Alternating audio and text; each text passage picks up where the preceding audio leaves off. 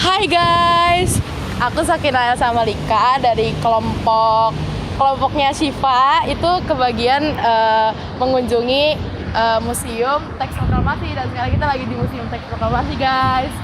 Nah, sebelumnya museum ini tuh dibangun pada tahun 1920. Jadi isi dari museum ini tuh kayak apa ya? Kayak replika dari rumah Laksamana Maeda, di mana rumah itu tuh digunakan untuk perumusan teks proklamasi. Nah, untuk yang lebih lanjutnya lagi, ayo kita masuk aja yuk, ikutin saya ya, dadah. Nah, ayo masuk yuk.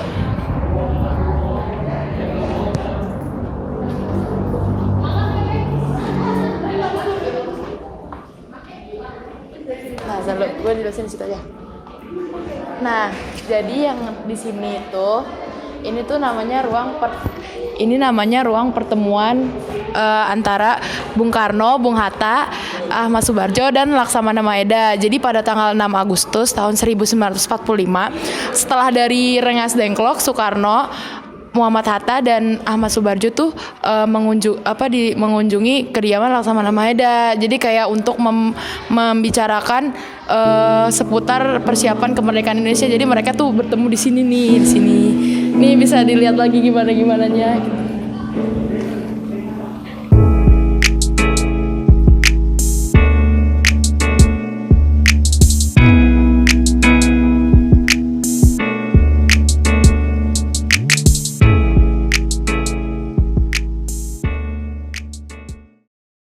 Nah, sekarang kita masuk ke ruangan perumusan naskah proklamasi. Jadi di ruangan ini tuh ruangan di mana Bung Karno, Bung Hatta, Ahmad Subarjo tuh menyusun teks proklamasi. Jadi kayak Bung Karno itu menyiapkan draft proklamasinya, terus Bung Hatta sama Ahmad Subarjo tuh menyumbangkan pikiran mereka. Jadi di sini tuh mereka kayak diskusi gitu loh untuk merumuskan teks proklamasi. Jadi kayak gini. Ini tempatnya tuh di ruang makan ya guys, tuh lihat tuh.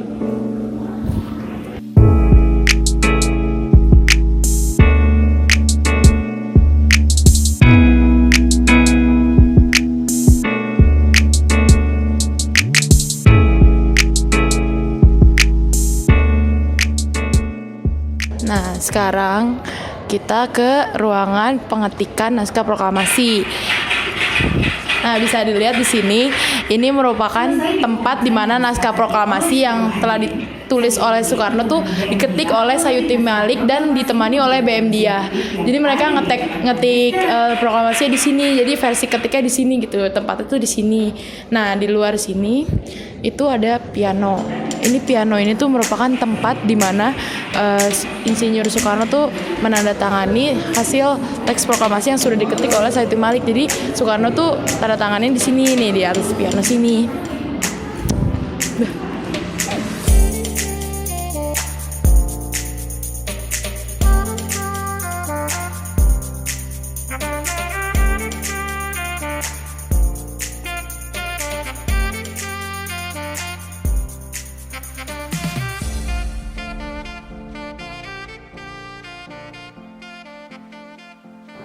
Nah, jadi ini tuh gambarannya nih yang waktu itu suasana yang terjadi pada waktu itu. Ini tuh kayak begini, kan dihadiri oleh 40 sampai 50 orang.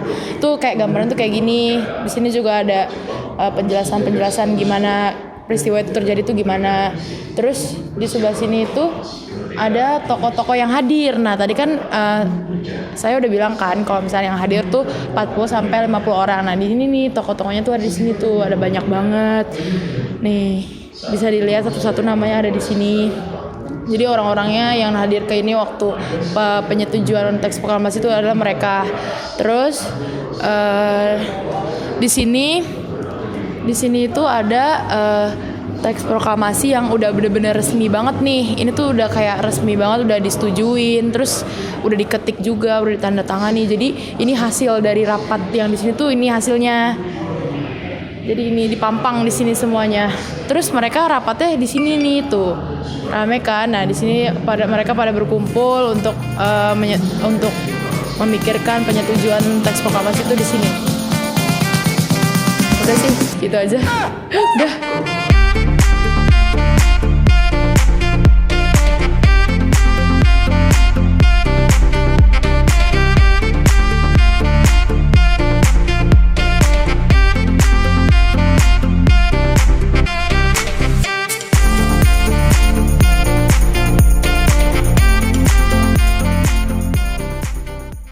Nah, sekarang kita ada di lantai 2 nih. Nah, tadi dari tangga itu lurus.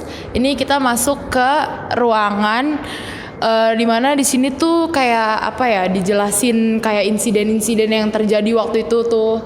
Lebih banyak kayak menjelaskan kayak insiden-insiden yang terjadi aja sih. Terus di sini juga ada stempel nih, ada stempel yang digunakan oleh pasukan hantu maut di Yogyakarta yang digunakan untuk mempertahankan kemerdekaan Indonesia. Jadi ini stempel waktu itu digunain untuk mempertahankan kemerdekaan Indonesia. Terus di sini juga ada patung Sultan Syahrir nih.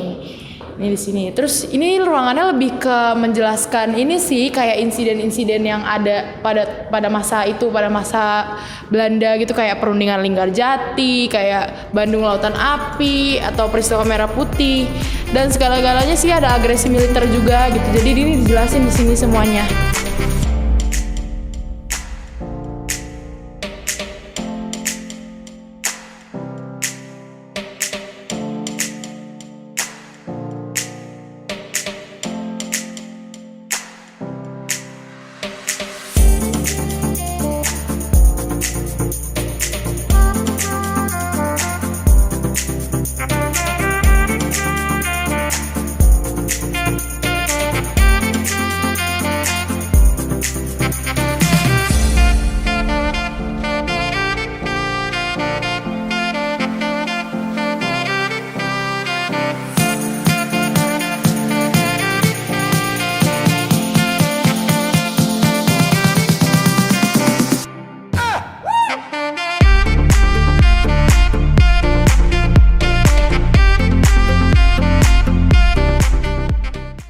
Jadi tuh di sini ruangan yang menjelaskan tentang menuju proklamasi. Ini contohnya di sini. Di sini tuh ada kayak penjelasan tentang penyerahan Hindia Belanda, tentang Pas Rangkai, tentara peta, Seinendan dan Keim Bondan. Terus di sini tuh ada penjelasan juga tentang BPUPKI. Mulai dari deskripsinya sampai anggotanya. Terus di sini juga ada penjelasan tentang PPKI. Dan ini ada beberapa tokoh-tokohnya. Terus ini juga ada sedikit deskripsi tentang jatuhnya bom atom di Hiroshima, rumah di Rengas Dengklok, terus gedung tempat perumusan naskah proklamasi, dan di sini konsep teks proklamasi tulisan tangan sama yang sudah diketik. Selain itu di sini juga ada buku perjanjian dan perdamaian antara Republik Indonesia dan Jepang, yang isinya itu tentang delegasi, naskah persetujuan, pampasan, pidato Menteri Luar Negeri Indonesia dan Jepang. Di sini juga ada koran Asia Raya tahun kedua nomor 217 yang dirilis tanggal 9 September 2601 yang digunakan sebagai alat propaganda Jepang. Jadi di sini tuh ada ruangan tentang biografi para tokoh. Bisa lihat di sini. Ada beberapa tokoh. Mulai dari Ratu Langi, Soekarni, I Gusti Ketut Puja, Iwakusuma Sumantri. Di sini juga ada biografi tentang Rajiman Weddiodiningrat, Johannes Latoharhari.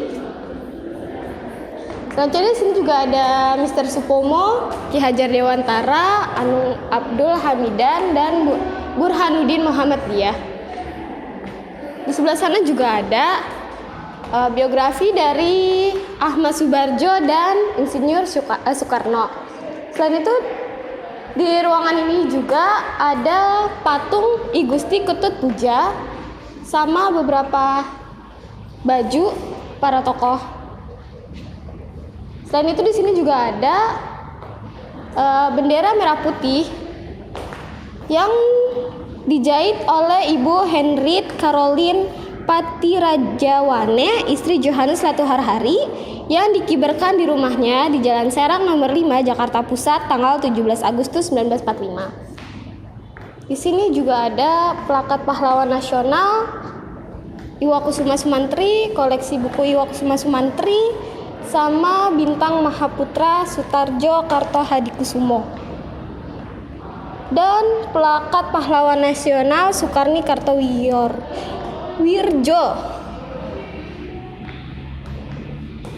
Nah, di sini tuh ada ruangan yang menjelaskan tentang perjalanan proklamasi gitu di daerah-daerah dan lain-lain.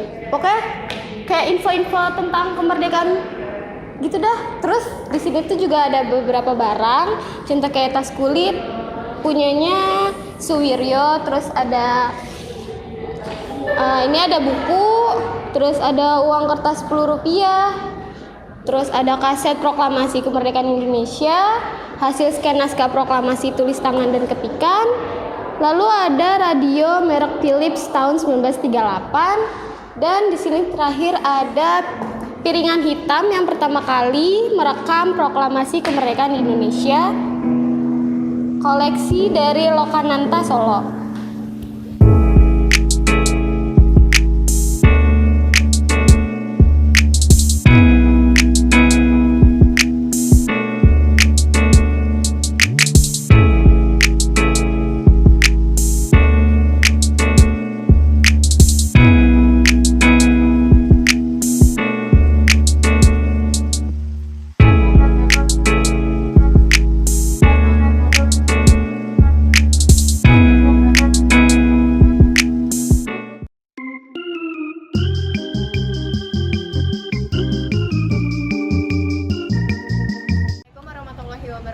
Saya Syifa Bulandria. Hari ini saya ke Museum Perumusan Teks Proklamasi. Kesan-kesan saya ke museum ini tuh, museumnya masih bagus, terawat, terus kayak di dalamnya tuh dingin, jadi kayak happy aja di dalam. Assalamualaikum warahmatullahi wabarakatuh. Saya Echa, bukan Sakinah. Jadi kesan-kesan saya di di Museum Perumusan Teks Proklamasi ini, museumnya terawat, terus bersih juga, terus nyaman, dingin juga. Jadi kita tuh kayak tertarik gitu loh, kayak di museum itu nyaman aja gitu. Nah terus kayak berasa kita tuh lagi di rumah Laksamana Maeda beneran. Jadi karena fasilitas itu lengkap banget, terus informasi juga lengkap banget, terus ada teknologi canggih juga gitu, kayak komik online gitu. Jadi kayak udah sih gitu aja, intinya di museum keren sih. Udah. Assalamualaikum warahmatullahi wabarakatuh. Saya Muhammad Taufik Firdaus. Kesan dan pesan saya terhadap museum ini, museumnya sangat terawat dan tiketnya pun juga murah, terus tempat di dalamnya juga nyaman, dingin, terus semua info-infonya lengkap tentang mulai dari kemerdekaan Indonesia, terus teks proklamasinya sama, dan foto-foto kejadiannya. Itu sih, itu aja sih.